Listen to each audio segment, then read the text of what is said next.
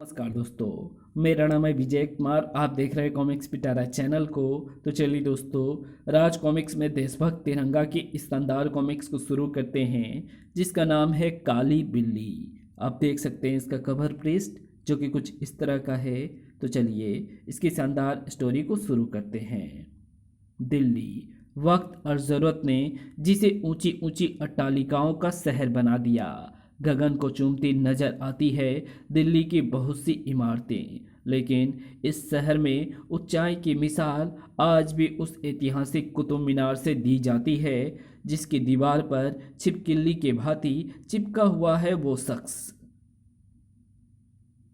भारत की कई ऊंची पर्वत चोटियों पर चढ़ने का कमाल दिखाने वाला रॉक क्लाइंबर हेनजी शेरपा था वो, जो कुतुब उत्सव के दौरान कुतुब मीनार पर चढ़कर अपनी कला का प्रदर्शन कर रहा था।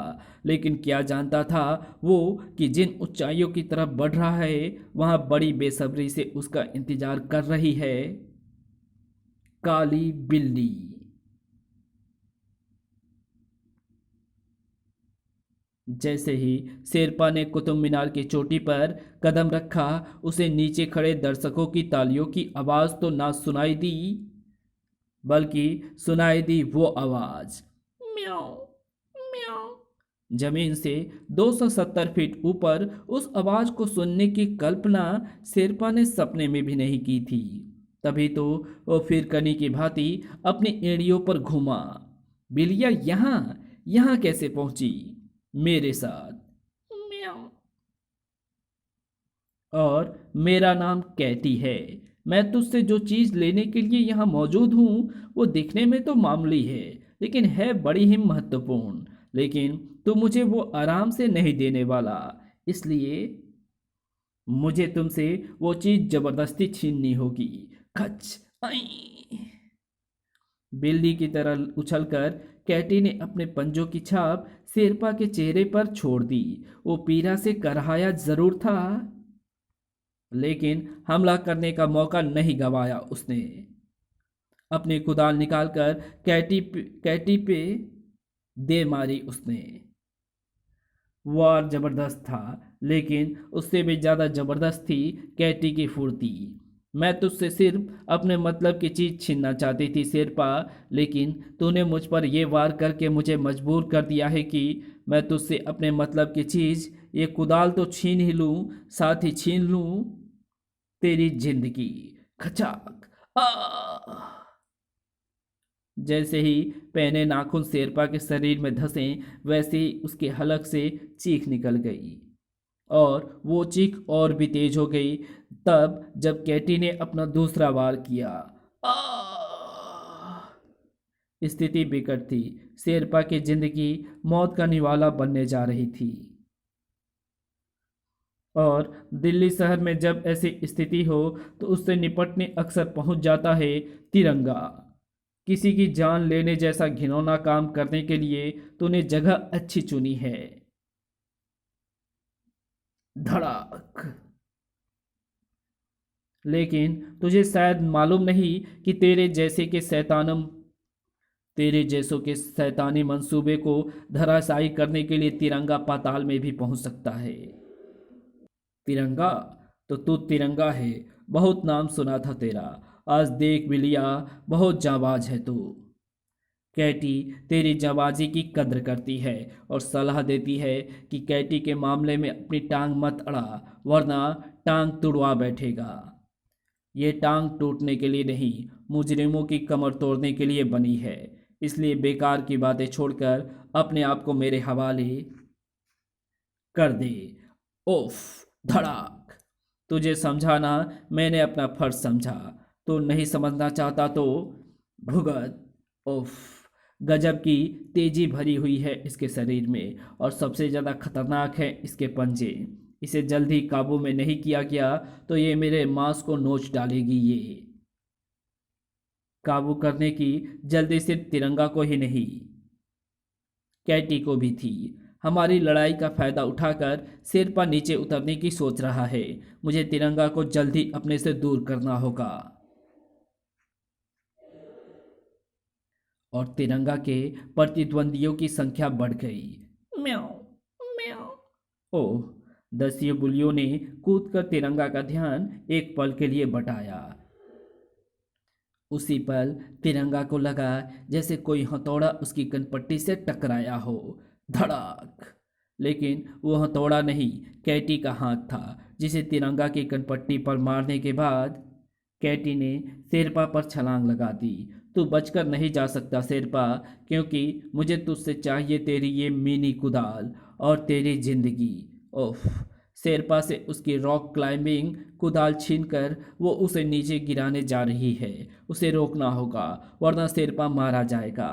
बिल्लियों से जूझता तिरंगा तेजी से आगे बढ़ा, लेकिन तिरंगा के पहुंचने से एक क्षण पहले ही कैटी अपना काम कर चुकी थी। ओफ। शेरपा को गिरने में ओफ शेरपा को गिराने में सफल हो गई कैटी। इतनी ऊंचाई से गिरकर उसका शरीर तरबूज की भांति खिल खिल हो जाएगा। मुझे उसे बचाने के लिए कुछ करना होगा। तिरंगा ने तुरंत ही ठान लिया कि उसे सोचना नहीं, करना है। और जो उसने किया वो रोंगटे खड़े कर देने वाला था। पहले से ही कुतुब मीनार की रेलिंग से बंधी अपनी रस्सी के एक सिरे को उसने अपने पैरों में लपेटकर उसे नीचे छलांग लगा दी। ये सरासर दूसरों की जान बचाने के लिए अपनी जान पर खेल जाने वाली जांबाजी थी, जिससे जरा सी भी चूक का मतलब मौत था। लेकिन मौत को मात देकर ही तो अपने आप को लहराने के काबिल बनाया था तिरंगा ने। भगवान का लाख लाख शुक्र है कि मैं शेरपा को बचाने में सफल हुआ। मुझे जमीन पर छोड़कर एक बार फिर कुतुब मीनार की छत पर पहुंचना है, जहां मौजूद है वो खतरनाक बिल्ली कैटी। अरे, यहाँ तो वो कहीं नजर नहीं आ रही। मौके का फायदा उठाकर वो भाग निकली है, लेकिन वो थी कौन और शेरपा को क्यों मारना चाहती थी, और वो शेरपा की कुदाल क्यों ले गई है? इन सवालों का जवाब तो मुझे शेरपा से ही मिल सकता है। शेरपा अपने सेल्यूलर पर किसी से बातें कर रहा है, लेकिन क्या? मुझे ये तो नहीं पता वो कौन थी, लेकिन उसने मुझे मारने की कोशिश की और मेरी कुदाल ले गई। अब उसका अगला शिकार तुम हो सकते हो बैनी। संभल कर रहना, वो तुम तक पहुंच सकती है। फिर शेरपा संबंध विच्छेद करके कार में बैठने लगा तो तिरंगा ने उनके सामने आकर सवाल रख दिए। कैटी कौन थी और मुझे क्यों मारना चाहती थी, मुझे नहीं मालूम। मेरी उससे कोई दुश्मनी नहीं। शेरपा के दो टूक जवाब ने तिरंगा को और भी ज्यादा उलझा दिया। शेरपा ने बेनी नाम के व्यक्ति से फोन पर जो बातें कही है, उससे साफ जाहिर है कि शेरपा की कैटी से कोई पुरानी दुश्मनी है, जिसका संबंध शेरपा की उस कुदाल से है जिसे कैटी अपने साथ ले गई है। इसका मतलब साफ है कि शेरपा मुझसे बहुत कुछ छुपा रहा है। शायद बेनी नामक व्यक्ति से मैं कुछ जान सकूं, लेकिन मैं उस तक पहुंचूंगा कैसे? शेरपा के सेल्यूलर फोन की मेमोरी में बेनी का टेलीफोन नंबर ज़रूर होगा। अगर वो नंबर मुझे मिल जाए तो मेरा काम बन सकता है, और वो नंबर मुझे तभी मिल सकता है जब शेरपा का सेल्यूलर मेरे हाथ में आए। क्या मैं तुम्हारे सेल्यूलर से एक फ़ोन कर सकता हूँ? श्योर। सेल्यूलर के हाथ में आते ही तिरंगा को अपने मतलब की बात जान लेने में ज़्यादा देर नहीं लगी। तो ये है वो नंबर। अब सेल्यूलर तिरंगा के लिए बेकार था। मेरा नंबर बिजी चल रहा है, शायद उधर बात चल रही है। मुझे अब तुरंत ही यहाँ से रवाना होना है और टेलीफोन एक्सचेंज से मालूम करना है कि जो फ़ोन नंबर मुझे मिला है वो किस पते पर लगा है। तिरंगा जहाँ टेढ़े और लंबे रास्ते से पहुँचने जा रहा था, वहाँ मुसीबत वहाँ मुसीबत सीधे रास्ते से पहुंच चुकी थी और इस घात में थी कि कब उसे मौका मिले और कब वो दबोचे बेनी को। शेरपा ने फोन पर आखिर ऐसा क्या कहा जिसे सुनते ही आप शिमला जाने की तैयारी करने लगे? मैं तुम्हें सारी बात नहीं बता सकता शीला, बस इतना समझो लो, मेरा शिमला जाना बहुत ज़रूरी है। अब तुम अपने कमरे में जाकर सो जाओ, मैं पूरी तैयारी करके ही सोऊंगा। अपनी दौलतमंद बनाने वाली इस स्की को साथ ले जाने मैं नहीं भूलूंगा। तो इस स्की को अपने साथ ले जाने की बात कर रहा है बेनी? जबकि मेरा दावा है कि तेरा शरीर भी तेरे साथ नहीं जाने वाला, क्योंकि जहाँ मैं तुम्हें भेज रही हूँ वहाँ सिर्फ आत्मा जाती है, शरीर नहीं। काली बिल्ली जैसा लिबास, बिल्लियों के साथ। तुम जरूर वही हो जिसके बारे में मुझे शेरपा ने बताया था। सही पहचाना तूने मुझे, मैं वही हूँ। और जानता है मैं यहाँ क्यों आई हूँ? तेरी लक की इसकी और तेरी बदनसीब जान लेने के लिए। और मैं आया हूँ एक बार फिर तेरे शैतानी मंसूबों पर पानी फेरने के लिए। तिरंगा, एक बार फिर तूने कैटी का रास्ता काटा। अब तू अपने जीवन की डोर को कटने से नहीं बचा सकता। उस बार ने तिरंगा के मुंह से करहा और कैटी के मुंह से ठहाका उबाल दिया। पिछली बार तो सिर्फ इसलिए बच गया था तिरंगा कि मैंने तुझ जैसे देशभक्त के खून से अपने पंजे रंगना नहीं चाहती थी, मगर अब मैं तेरे खून से अपने पंजे और तेरे शरीर को रंगने के लिए मजबूर हूँ। पहले ही वार में जो खा जाते हैं अपने दुश्मन को कमजोर समझ लेने का धोखा, उन्हें नहीं मिलता है फिर संभलने का मौका। बेनी निश्चय ही पुलिस को फोन मिला रहा है, उसे रोकना होगा।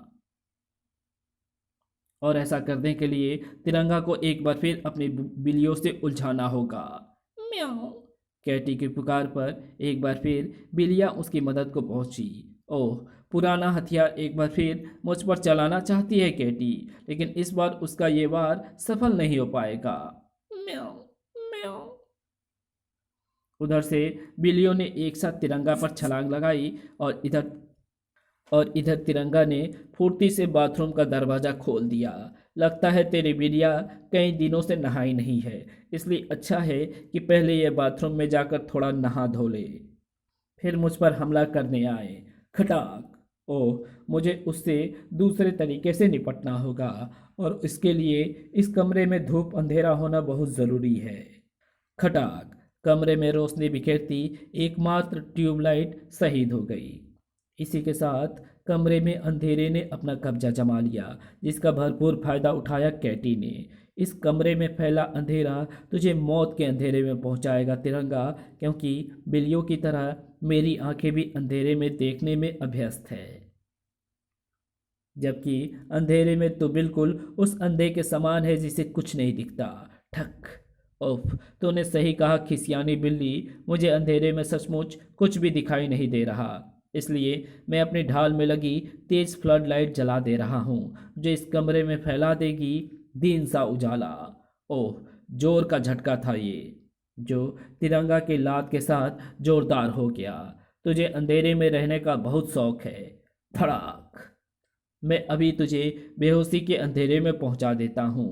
वो वो तिरंगा के वारों ने नहीं, उस सायरन की आवाज़ ने चौंकाया था कैटी को। इस कहानी को यहीं समाप्त करते हैं। इसके आगे कहानी पढ़ेंगे इसके पार्ट 2 में, तो मिलते हैं इसके दूसरे पार्ट में। तब तक के लिए बाय।